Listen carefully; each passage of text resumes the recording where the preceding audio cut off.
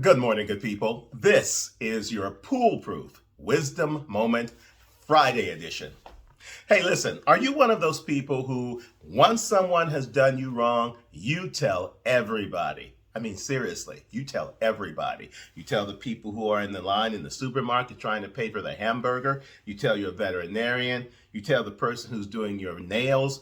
You talk to the person who's in the elevator. You tell your coworkers. Anyone and everyone, you tell them how wrong you've been done and how it has made you feel. You don't stop. They give you a little side eye. They may do this every once in a while to let you know that they've had enough, kind of leave me alone, but keep telling them you will, and you never stop. And that's something that we all can relate to. Once we've been hurt, we need to get it out of our systems, and sharing it often is the way many of us choose to do that. But I'm here to tell you that that's not necessarily worthy of you. Once someone has done you wrong, you don't need to keep repeating and reliving the story. You've got to work through it, learn from it, take the lesson, and keep it moving. But I've got something to help you fill that span of time that I think is even better for us. Spiritually, emotionally, certainly socially. If we could find the same level of enthusiasm for talking about the people who have done us right, who have been helpful and supportive, loving, understanding, forgiving, and we tell those stories, it's not only something that helps push forward a positive narrative, but it's something that reminds other people that there are good people in the world who are willing to do things to help other people. And I got to say, at this time in our history in particular, when everything seems to be deferring to the negative, why not tell the positive? Why only focus up on who's done you wrong and who's hurt you and who you had to pop back at and whatnot? Why not talk about that person who opened the door for you when you were trying to get out with an armful of groceries?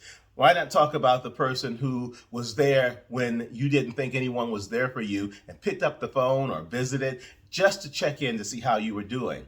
Why not talk about the person who, over the years you've known them, has never done anything selfish, but always has been entirely selfless, particularly when it comes to you? These stories are uplifting, they're meaningful, they're inspiring. And I think if we simply gave ourselves the opportunity to tell those stories, to share those experiences, man, it can change the world.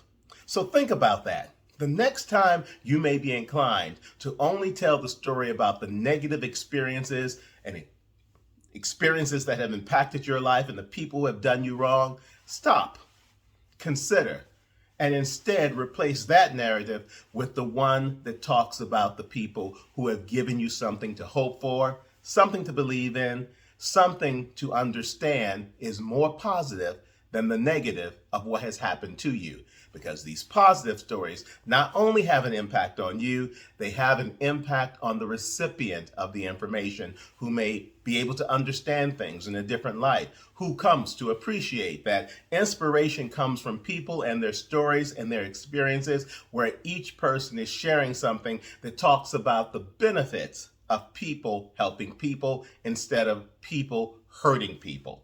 It's a wonderful way of approaching this in a manner that is not going to be negative, but all positive for all people involved. Now, that's not to say that people sometimes may not be interested in hearing that story either, but I can damn well assure you that it's going to be much better than if you are walking up to everybody always complaining about who has done you wrong.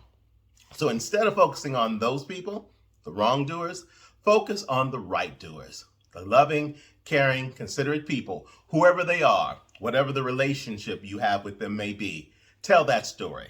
Watch what happens and pay attention, because not only will you grow from it, but you'll give the recipient of the information, whoever that person may be, an opportunity to do the same.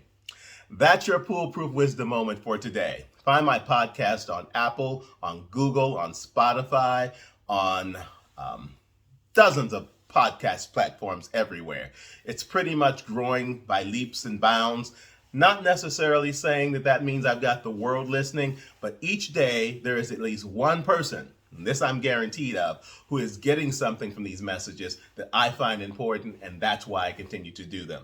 If you're interested in a good read, you can find my book, the latest one, I Am My Own Cause, The Third Act, Surviving and Thriving in print form on Amazon and other online booksellers, or you can get the audiobook version on Audible. It's the weekend. It's time for self-exploration, self-awareness, and a little bit of release from all of the week's activities and all of the things that either went right or either went wrong. And when you go into this weekend, remember what I told you here this morning. If someone hasn't done right by you, don't you give them the time of day. But if someone has been caring and compassionate and understanding, or whatever the positive vibe is, tell everybody and tell them again. Not only will you feel better for it, but so will the person who's hearing your testimony. Have a great one, everybody.